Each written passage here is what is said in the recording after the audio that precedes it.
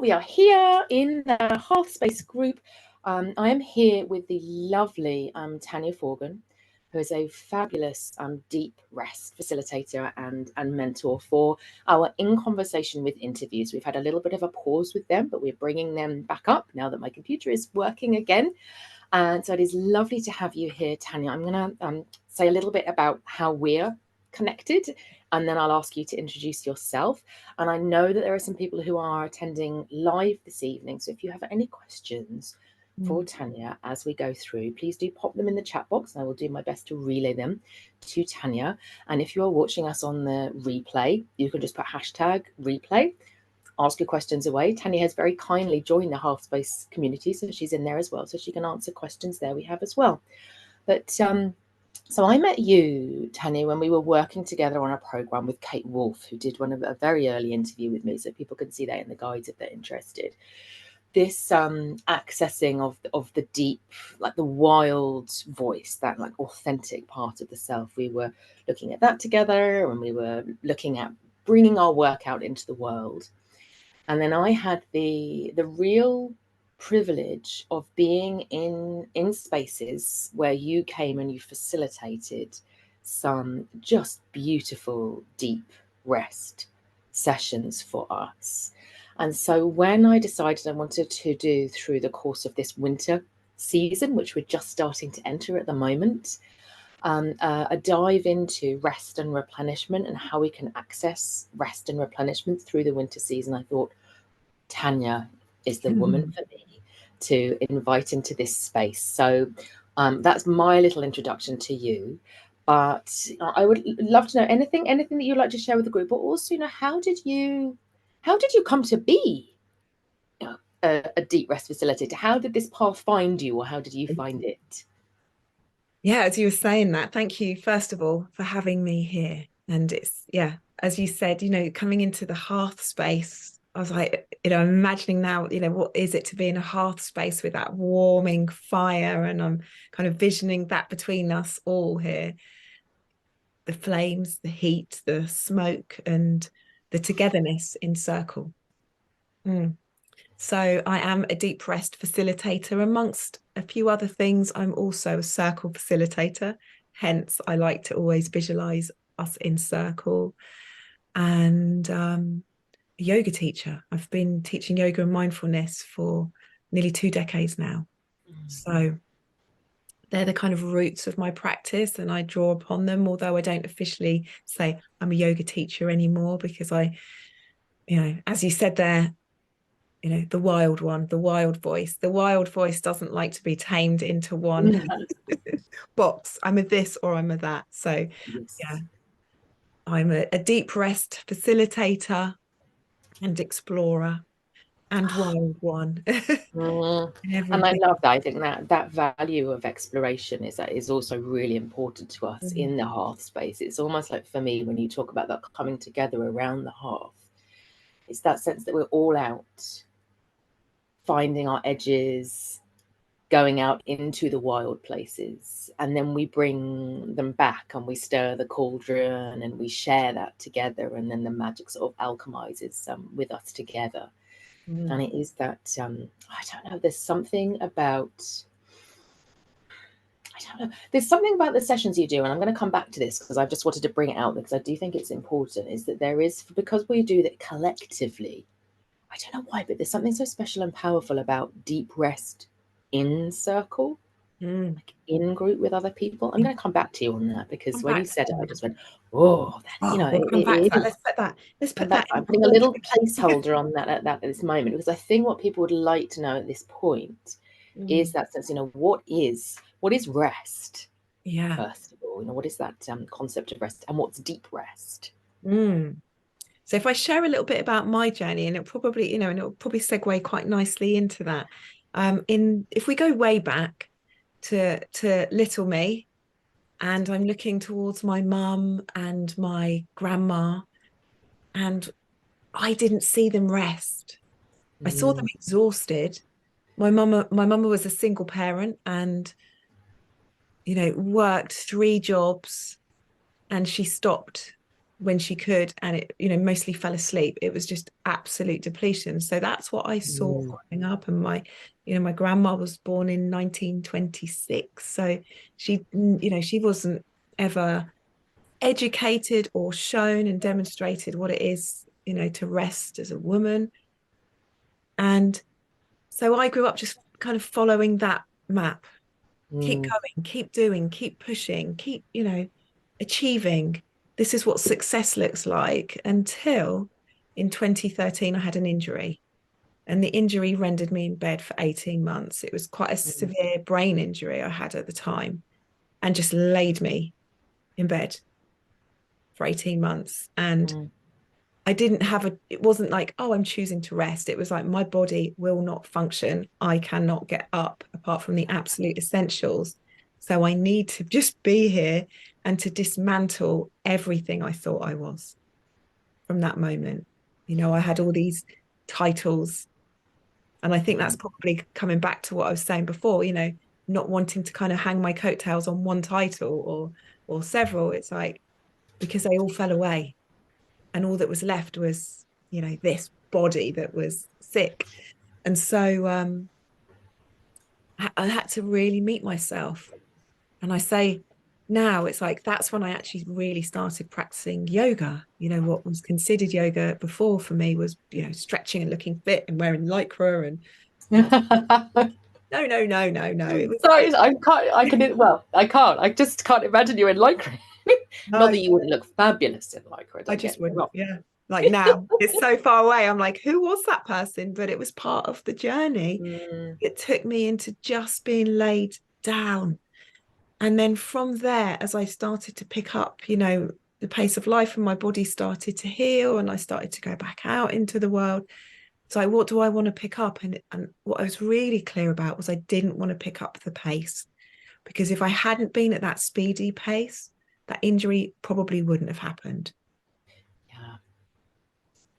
Yeah. Yeah. So it was really clear. And for some reason on this life path journey, I like to learn things the hard way.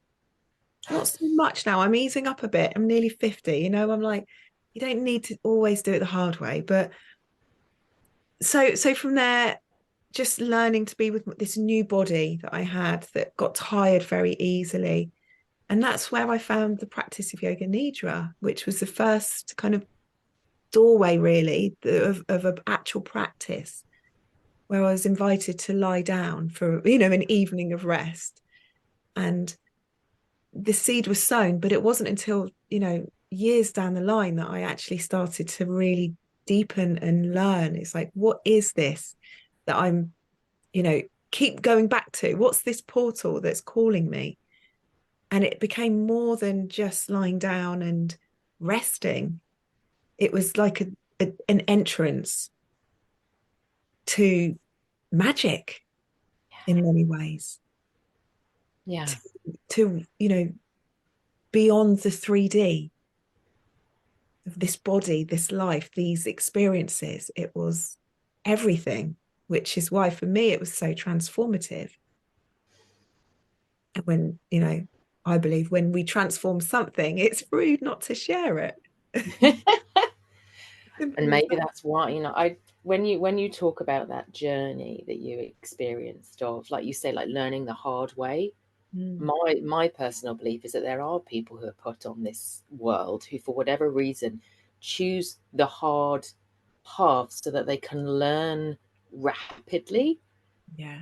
and then share what they have experienced that other people are experiencing, but perhaps at a slower pace, so they don't recognize it as Mm, fully. When you talk about your experience, it reminds me of so many people who have talked to me about experiencing burnout or chronic illness, or just that slow erosion mm, of energy and like authentic identity. Almost, you talked about like, almost like that the word that I wrote when you were speaking was, I thought it's like a rendering of life simple again, mm, where you just meet yourself yeah.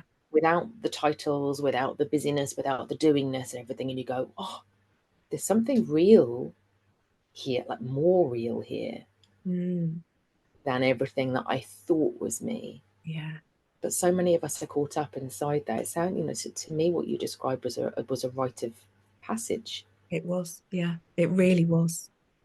Yeah. Thank you, thank you so much for sharing that. And when you say it, it makes me realise how infrequently I heard the word rest when I was a child. It's become much more obvious in our vocabulary now, hasn't it? I think people are aware of the sort of well-being agenda and the rest agenda. But I do hear something different in your work to when people talk about almost the like rest as refueling. Yeah. You need to rest in order to come back energized the next week. It's Mm. not the same. Yeah. So, And yeah, and to me it's a practice. mm, And it's a challenging practice because there's so many things that draw attention. Look over here, And it's it's the most life nurturing, nourishing, awakening practice. From everything comes from that space. Otherwise, we stay up in this kind of high level of energy, and it's just not yeah, sustainable. yeah. And actually, if that's the place that we are out in the world healing from, on these, maybe what we might say is spiritual pathways. And I find that word quite a challenge, spiritual path, Oh, but these pathways where we're holding others. It's like, I know when I go into a space and somebody is doing it from shaky territory, it's like, go rest, go lay your body down on the earth, even just for a mm, short moment or two. yeah. So you can feel it. I can feel it when I'm in that place. I'm not this like expert that's always got it right, and I know when I'm off key in it, when I come out of my own alignment, because it shows up everywhere. Yeah. Sometimes we talk about groundedness or centeredness, and to me, I often think about that sort of busy sky head energy, which is important, that to be in that place. But what I hear when you're speaking is that deep earth, grounded, Mm. centered, rooted Mm. energy Yeah. that we need, because we can't just draw on the sky alone and the Mm. the air and the busyness for everything that we need. We need that Yeah. nourishment as well. Absolutely. And something that I teach when I'm sharing in wrestling, you don't know if you remember this, but it's something that's called in the Nidra practice is pairs of opposites, where you when I'm speaking to guide others into practice, or when I'm in it myself, is that you go into a place of opposites. So if we're speaking about, this up energy, well, to stay in balance, we have to have the down energy, Yeah. just the same as we have summer and we have winter. And winter invites us to go down and in and into the earth and into that dark space Mm, where we draw up everything for a while, even if it's just a few moments. And the yeah. summer's like, pick it all back up and go out. Yeah, it's Yeah. that moving backwards and forwards. And in the half space where we explore obviously the northern European practice, we have a rune which is called Yera, which the word year comes from, and it's the dance of ice and fire. So it's like this shape of these two wings of the year turning around each other very slowly. And it is that continual partnership of moving into the fire, into the summer, into the movement, and then moving back into the ice and the form and the stillness. Yes. And that we can't, the wheel doesn't turn if we don't allow that spiraling downwards. And I feel as if it is almost like the deeper that we go, the more we can rest, the more nourished we can be, the higher we can rise. 100%. Yeah. And if we look out into the world, especially at the moment, how many are in that up energy, and the depletion and the poor Mm, choices that come from that, and the carnage that comes from just depleted souls, yeah. just, yeah, creating mayhem on the planet and thoughtlessness, because there's no reflection space. There's no space to actually listen to the heart. It's just up, Yes. heady, and the mind is great, but it has to be in tandem with the heart. Yeah. And it's brings me really nicely onto the next piece that I wanted to ask you about, because I do think you're right, actually. When we talk about spiritual pathways, we can get entangled in them, can't we? Rather than sometimes it's just about knowing there's a vocabulary to explain something that is deeper than language. Maybe we've got a map, but it's not it's not the actual landscape. We sometimes get confused between the two. So it's really helpful sometimes to say, okay, yeah, we're talking about truths that have been passed down to us through various different ancestral heritages and spiritual traditions, and all sorts of like different ways of receiving the world. But it's lovely when we can find that space between us, you know. So thank you for that. And both of us, we're located in the UK. We're in the northern hemisphere. I know that there are a number of people in the heart space who are in Australia and in the southern hemisphere who are experiencing the opposite side of the year, but it's still about the wheel turning. And here in the northern lands, we're entering that time of the shortest days and the longest nights. And one of the things that I really am feeling, with my one-to-one clients and with people who are sort of talking in the community at the moment, is that challenge of entering that rest place, of being in alignment with what the season is inviting us into, when our social structures don't recognize that. Like you say, that we have to keep going, we have to be in the fire energy, we have to be in the frazzle, keep going, busyness energy. Is there anything that you would advise to people who are experiencing that clash between maybe what their body's telling them and what their instincts are telling them, and what our culture and our economic and political and social patterns are telling us? Yeah, definitely. So just a little story about me. I used to go out and I was a big party clubber. I'd go out into London and I'd go out in winter and I'd be queuing to get into these, the clubs on New Year's Eve, and just not knowing, not having the awareness or the wisdom at the time, but feeling like something was off. I never quite enjoyed it, but I'd go because that's what I did. And then as I got older, I'd go to parties, and it sort of, merged into house parties, into people's houses. But it would always feel like, oh, it's like dragging myself there. And the more awareness I had about the seasons and this concept of like wintering and going inwards, the more I was like, aha, no wonder it feels so off. No wonder it's jarring my nervous system, because it's bright. It's light, it's loud. And I just got to the stage where I just like layer upon layer, letting it go. And I'm seeing my teenager, I've got a 16-year-old now, who's now like, I'm going out, and I'm like, yeah, okay, you've got to go through your own journey. And we all come to it, to our own awareness in our own time. And for some people, there may still be this pull of going out. But I think what I'd say is, look towards nature.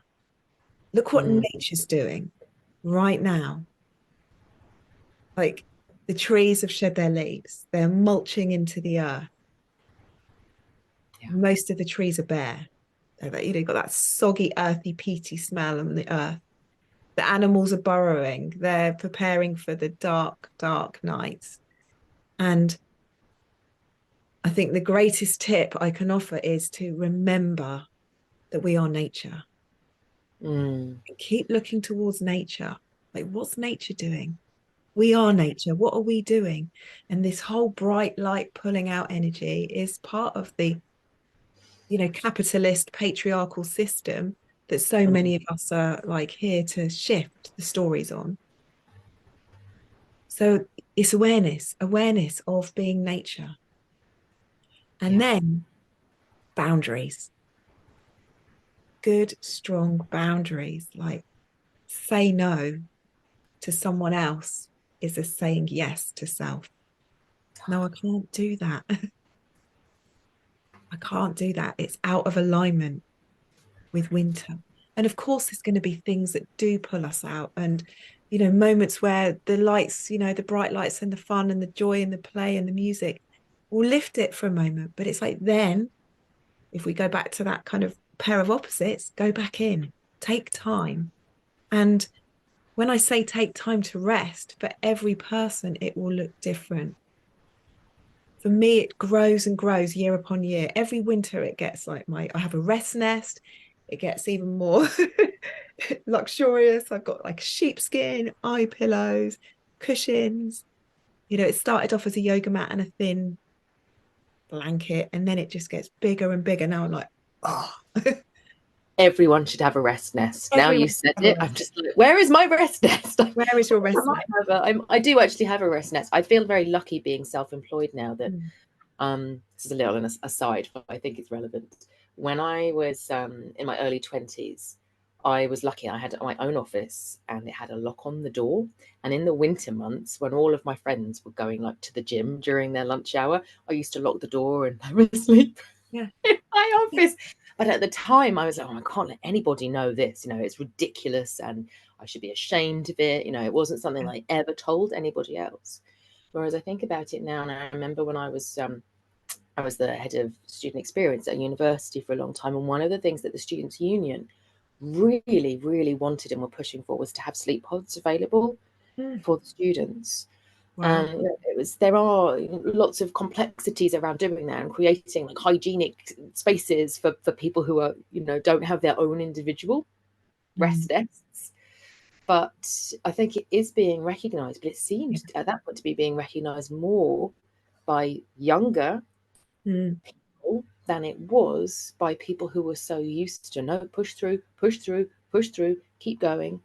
And I love the idea that maybe we could just convert some of our gym spaces into rest nests in the winter. Yeah, rest nests in every town, shouldn't we? Yeah, Manifesto for a rest nest in every town. Manifest over the rest nest. We need that. So I love that engagement with nature, that holding of boundaries. The other thing that I've realized in youth is that I hear about people and they'll say, oh, well, human beings have their own seasons. So it's natural for people when they're younger to have more energy and to be like bouncing off the walls and things. And like you've said, you can have like party animals or people are sort of going all of the time. But if you look at nature, I am not aware of any animal species where the young animals are sort of out there. The older animals are inside sensibly in their nest. Yeah.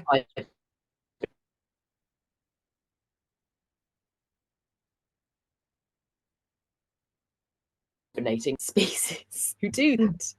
Yeah. Oh, we had a little freeze there. I don't know which one of us froze then, but we shall find out when we look at the recording. But yeah, I'm not aware of any species. Let me know, people in the chat, let us know if you know of any species who are like human beings, decide that we're going to override our natural tendencies.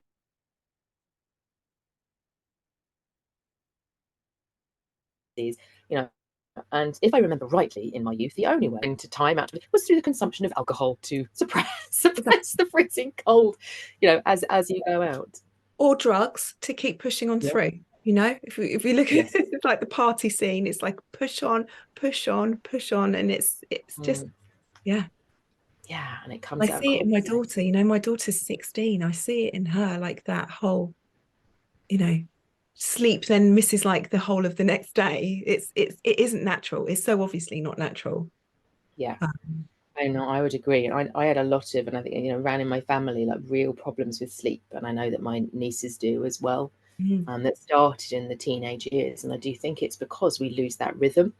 We go away from home and we're no longer supported in creating our rest nests, are we? And it's a real challenge during that time to then recover a natural sleep cycle and proper rest later on when we've lost the habit of doing that properly, which is children. Yeah, and also screens, the melatonin drops. So once the melatonin's dropped, to really start to encourage it back into the body does take time. And so and as grown-ups, we don't have the sensible CBeebies shutting off at 7 o'clock. Well, we do for our children. We could just keep on going, can't we? Thinking about screens and just like the environment that we live in. I know we've talked about connecting in with nature, but it is like we've created these little like bubbles that override our ability to connect in with the cycles of nature. And I'm aware that in the half space, as within so many spiritual communities, magical communities, there are a lot of people who are highly sensitive, people who are deeply empathic, people who are very energetically aware. And it can be incredibly difficult, even if you are saying, I'm doing what I can to rest, I'm doing what I can to disconnect, I'm doing what I can to process, to enter my winter state, but you're picking up on everybody else's stuff. What's your experience of that? Do you have any tips for people who are experiencing that? So the highly sensitives, I'm one of them. That's how we met, right? Yeah. Oh yeah. I'm one of them. I mean, I think it from that point, the highly sensitives are the ones most in need of this sense of care of self. And I kind of find the whole self-care, that self-care, but it's actually care of self to be able to manage more tender nervous systems, more awareness, more absorbent beings, is to come away, to be able to replenish. And I think going back to nature, even if it's just for a minute or two, to be in that space. And I'm really aware that it's a privilege for me to be able to have created self-employment, that I have time and space within that. But it's taken me a number of years to get to the space where I'm like, okay, I start in rest every morning. And that's something that I really, really invite people to try. There is a moment where, the liminal space, the space between worlds that I know you know about, before any thoughts come in, before the activity of the mind kicks in. That's a really beautiful moment to catch and stay in rest before the world wakes up. Because to me, I have this vision of all the highly sensitives, having a morning rest practice, even if it's just for a few minutes, just to gather in the energy for the day. Because the highly sensitive people I know, they get sicker, they get tireder, they get overwhelmed. So there has to be a level of intention and awareness to care for self as best as possible, with whatever each individual has going on in life, to be able to be in this world. And this world is getting more challenging. It's not getting easier. No. It's interesting when you say that. It reminds me of, we were talking about the cycle, weren't we, of sort of moving in and out. And I'm thinking about that in terms of being highly sensitive. We talk a lot about releasing stuff that's not ours. I know that one of the practices I really like is to go and like hug a tree. They seem to quite like all of this. They're like, yeah, it's fine, take it, Maggie, it's fine, I'll take it, and it'll go down into the roots and it will do all of that. And having those releasing practices at the end of the day, and literally sort of peeling off the stuff that's not yours, doing all of that is a beautiful thing. But what you're talking about is then about, what do you put in? What do you so bring? that you don't arrive empty to the next day. It's not just about releasing, it's then about, what are you filling yourself with, is what I'm hearing. And that intentional staying in rest, staying in the liminal, inviting the energy that you are going to need for the day ahead in. It's a beautiful practice, which I hadn't considered in that way before. Something I often ask people, I'm like, what is the cost of not taking rest? To have that. And it might not be so obvious after a week or two, but a month, 2 months, a year, another year, there is an accumulative effect of depletion, and the knock-on effect of that. And I think, if people are in families, the family is going to benefit person taking the rest. If I'm well rested, I'm nicer, I'm more thoughtful, I'm more considerate, life slows down, I'm more aware, I'm more present, I'm more awake to my life, at a grand scale. It's like, I'm actually here experiencing my life. You remind me of what's his name? The founder of nonviolent communication. Marshall Can't remember. Rosenberg. Thank you, Marshall Rosenberg. I love Marshall Rosenberg. He's brilliant. And he talked about when he first started this practice of moving into nonviolent communication. And he said that when he first started it, his children might speak to him, or and there'll be this really long pause, and they'll be like, "Dad, why can't you just speak immediately?" And he'd be like, "I can, but you won't get the response you want." Yeah, that is it. That is it. I'm finding the non-violent communication method inside me, so wait. Yeah. And if he hadn't done that, we wouldn't have had the benefit of his amazing work out there in the world. And I just love that as a story. And it is that. I love that. It's the same thing, though, isn't it? It's the same thing. It's saying, give me this opportunity to bring my best self to you. Yeah. And my best self to me.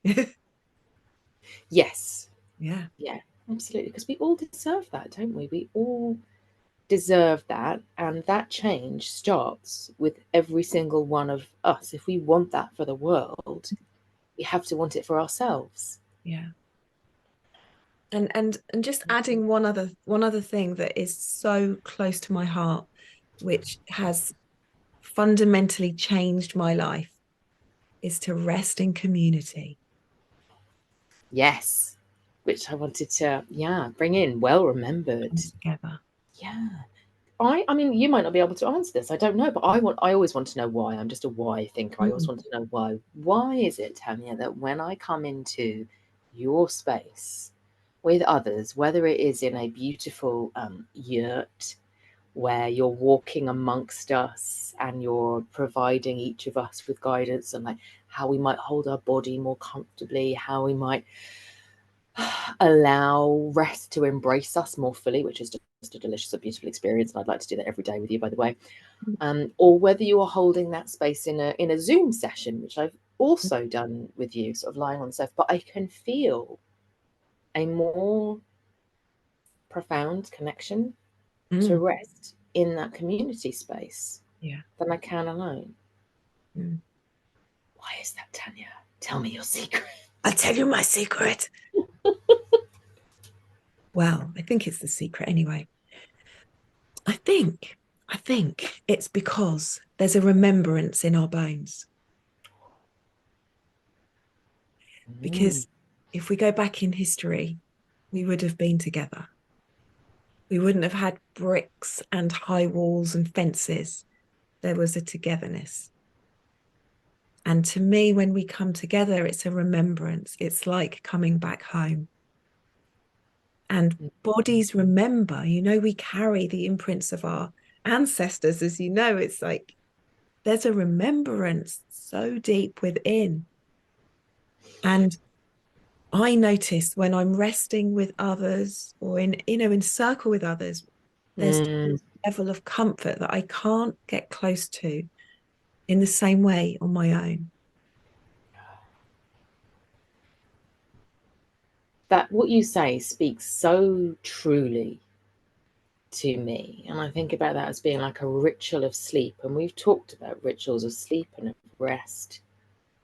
But that our socially now, our rituals of sleep and rest are of individual sleeping or partner sleeping. Quite rare even for there are some taboos around families who sleep together, which is strange. When there are I've read beautiful parenting books about parents who choose to like co-sleep with their children for long periods of time, and a lot of people frown on that now.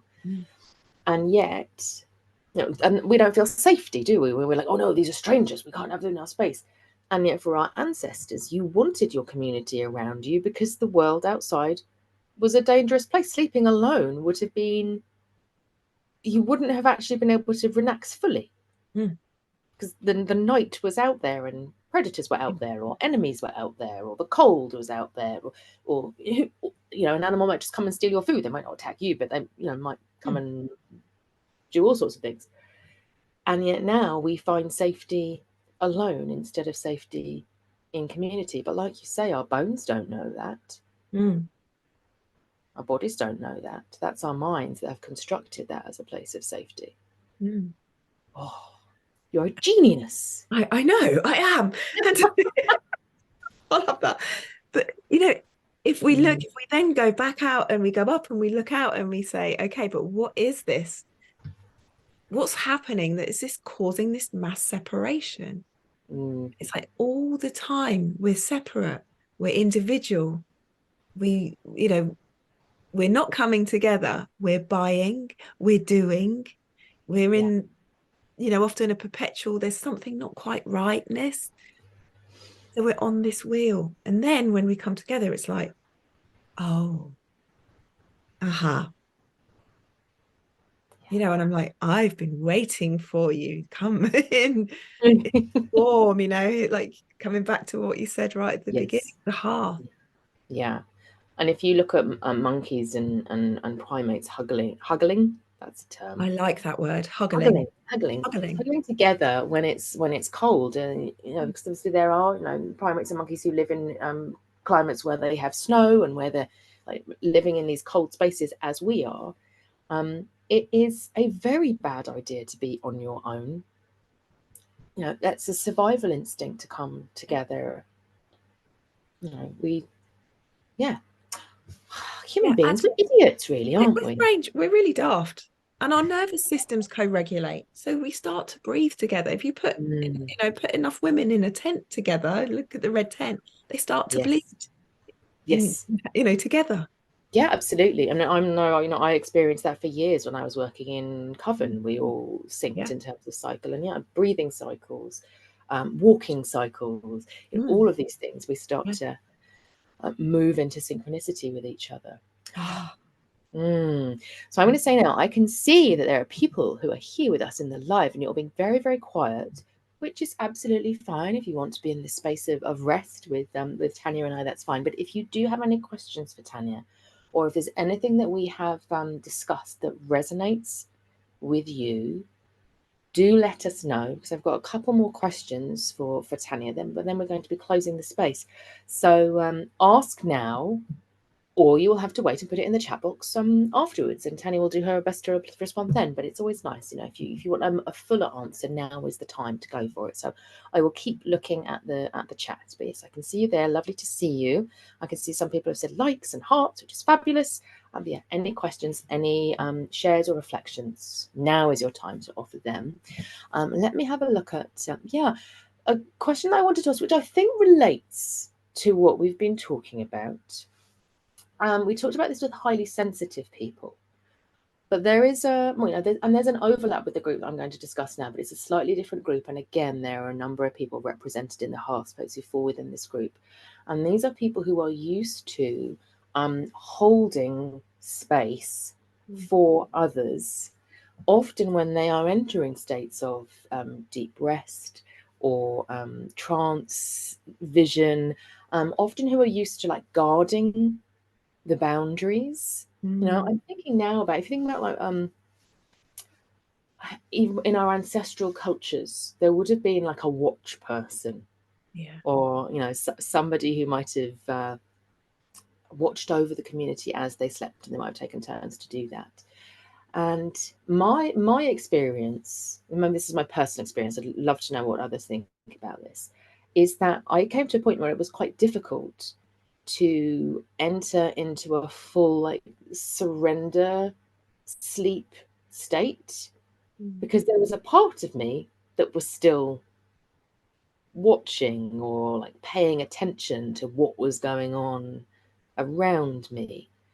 And I think for me, that's one of the reasons why entering your space, where you were somebody who I deeply trusted, was very powerful and very important to me. But I wondered whether that's something that other people who have come to you have talked about or experienced, or whether you have any advice as to, how you can take that hat off of Mm. being the one who remains sort of alert Yeah. and attentive. Mm.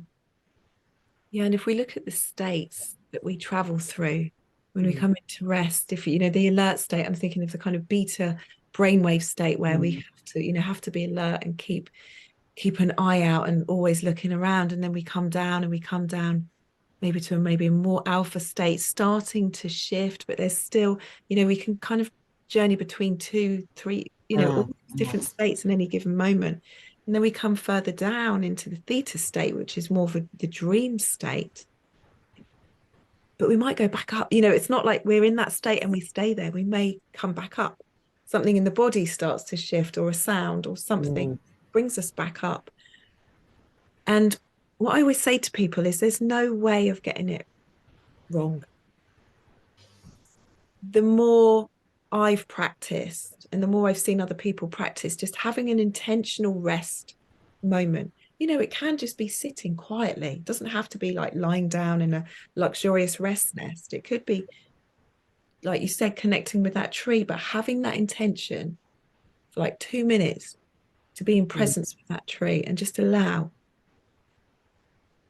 this kind of cog mind noise chatter to just be there. And the other thing that I love, which is what the teacher once said to me on a breathwork training, she said, make it none of your business.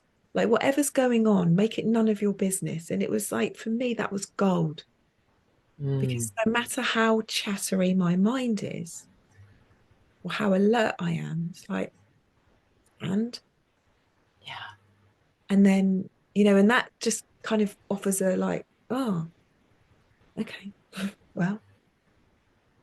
And the other quality I love to bring in is curiosity. It's like, oh, I'm noticing that I'm alert in this moment. What am I alert to? Okay. Do I have to be alert to that? Not right now. Okay. So we can bring in different qualities to explore the states that we land ourselves into. And at some point along the rest practice, we may or we may not enter the delta state, which is the kind of bliss liminal space, and we may not. And it's like, so what? Because the minute you enter it and then you go, I want to get back to that, I've been through that. Oh, I want to go back to that bliss state because it's so much nicer than this world here. I want to get back to that state. And then it's like, oh, come on. But actually, when you just let go and just let the experience unfold, however it is. There are moments I come to rest and I'm so restless. Fidget, chat. And that's it. That's the experience. I love that. I think that's very permission giving. There's a freedom, and I love that sort of permission to just experience your state of rest as it is in that moment, rather than saying, this is the process. I need to go through all of these levels. I need to experience this, or I need to experience that in order for it to be proper.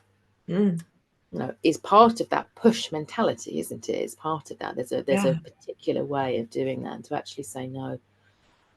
And also the shadow of perfectionism, trying to get it right. Am I resting right? There's nothing less restful than the perfectionist showing up. I know I've got one, she's loud at times, but you know what, it's one of the reasons why I haven't got, I know people sometimes get the like the bracelets that will allow them to track their sleep patterns, and I know that for some people that works brilliantly, but I thought about it and I was just like, no, my perfectionist will just come out and be like, this isn't the right way, or it was different last time, but what does that mean? Start obsessing about it rather than going, how can I follow where my sleep is taking me? And just keep following that. And I know now when I have my naps in the daytime, which is very important for me. We'll have to talk about this a different time, but I've had some interesting sleep experiences. Not for now. I know when the part of my brain that has needed to rest has had the rest that it needs.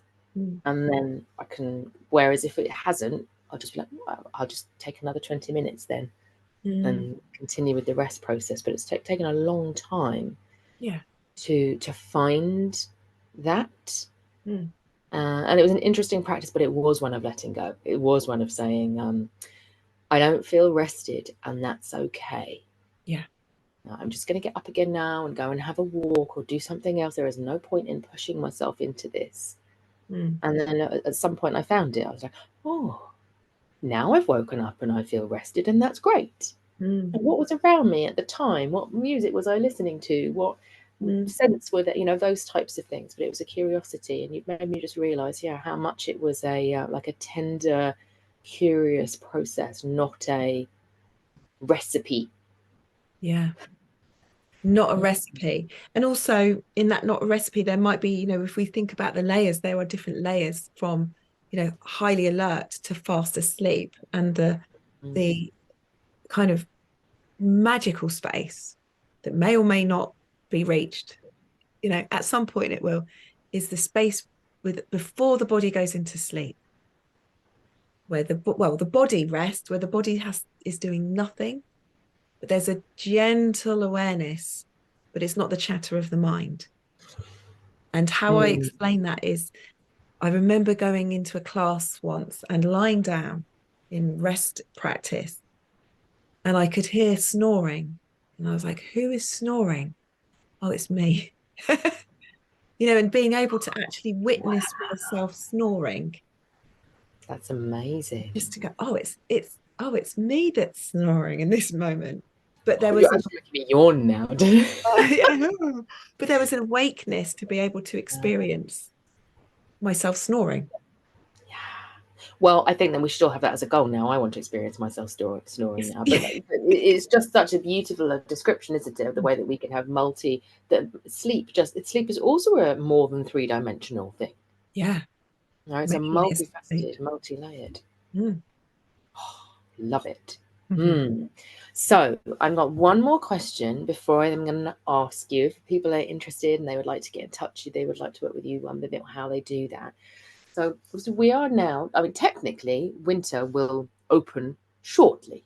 You know, we're coming up to Yule, and then we've got this. I think what people experience as quite a frantic, you know, full on racy, lights going, lots of heavy food, all of that sort of stuff. It's like we do all of the celebration part of winter at the very beginning, and then we do, oh, there's January and February. Yeah. Oh, you know, and it's not always a very pleasant energy.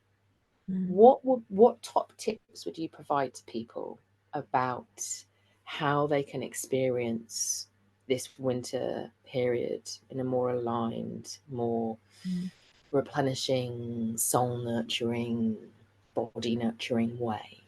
Yeah. Gather information in the most lovingly way possible. Is to gather information, is to notice, like really notice, you know, anyone that's highly sensitive will likely know what's going on in their bodies. You know, how does the lighting in the home feel? Is it soothing? Is it jarring? You know, I know if the light goes on in our kitchen, I'm like, oh, it's too much this time of year. Later on, no problem, but winter, candles, low lights. I've got salt lamps. You know, it's like get the lighting down. Like even tonight, we're on this screen. It's quite bright at this time of night. Yes. I feel it. My body's noticing it. But I'm also really enjoying it. You know, and this is it. I go out, have fun, but also go in. Yeah, but it does mean you need to wind down, doesn't it, Mm. afterwards when you've had that bright light Yeah. experience? Yeah. So really, I would say just start to really notice. You know, does it replenish? Does it nurture? Does it feel good? Does it jar? Is it like and to gather as much awareness. The boundaries, again, I come back to the boundaries, to Yes. create time, put time in space. Like I literally go through my diary, and sometimes I've overbooked myself, and I'm quite brutal in moments now, and I'm like, take that out, sorry, I need to put you into the following week, or you know, I can't do that tomorrow, I can only do that amount of time. And you know, as time goes on, it gets easier for me to keep space, but be willing to actually shift and shuffle, you know, if there's an overcommitment in areas, you know, to say no, to have the courage to say no is just such a powerful practice. So that's a practice in itself. It is. And it's a gift, I think, to other people as well, isn't it? It really Because when is. you give them that role model, that Mm, it's okay to say no.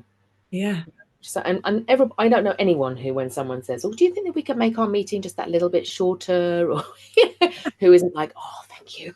Yes. I've got a bit of time extra. Yeah. So, Yeah. yeah, I love Given that. time, given space. And for anyone that's parenting, It's like, what do you want to show your children? Like, what do you want to pass on to the younger generation? Do you want to pass on the same stories of depletion, doing, and individualism, or community and gathering and, care of self? Mm. Yeah. Oh, yeah, I Yeah. love that. Let's write a different, a And different. the last one that I love, the last practice that I thoroughly enjoy, and I think this time of year you probably need to have waterproofs on, but is to get down, face down to the earth and to Ooh. smell the earth, like this, the mulchiness that I was speaking about at the beginning, is to breathe it in. So grounding.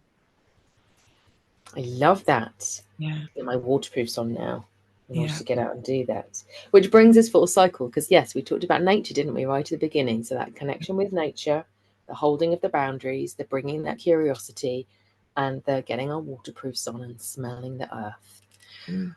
are 4 fabulous gifts from you to us, Tanya. Thank Thank you you. so much. And Yeah. if people would like to know more about your work, they'd like to connect with you, how can they do that? Well, they can find me at my website, which is tanyaforgan.com. But just to say that the work I'm doing is I'm offering community rest for winter where we gather. It's on Zoom. I also do it in person in Berkshire. And then I run retreats which hold circles, and that everything starts in rest.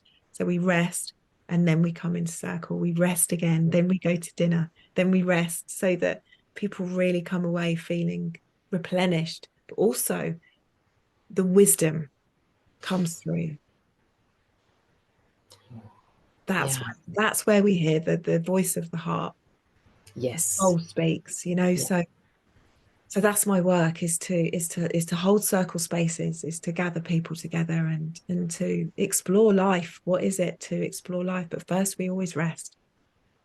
Always rest first. Always rest. So I'll pop it in the notes there. But Thank you, Tanya. Well, that would be wonderful. And when is your next? Because you said you were doing them over winter specifically. So when is yeah. your next one on the The next screen? community rest is the 21st, the evening of the 21st of December. Oh, perfect. Perfect. Yeah. Love that. So there you go, everybody, for the 21st. Go and have a look at Tanya's website. Yeah. Tanya Forgan, thank you so much for joining me. It has been a real pleasure. I'm going to say thank you on behalf of the people, I'm doing a little look there, who are with us live, and for those of us, those who are joining us for the replay as well. It has been wonderful. Thank And I'm you. going to go and have a lovely, restful night now. So Beautiful. much rest to you, my darling. And you. Great speaking to you. Thank you so much. My absolute pleasure. Let's finish the live. Here we go. Bye bye, everybody. Bye bye.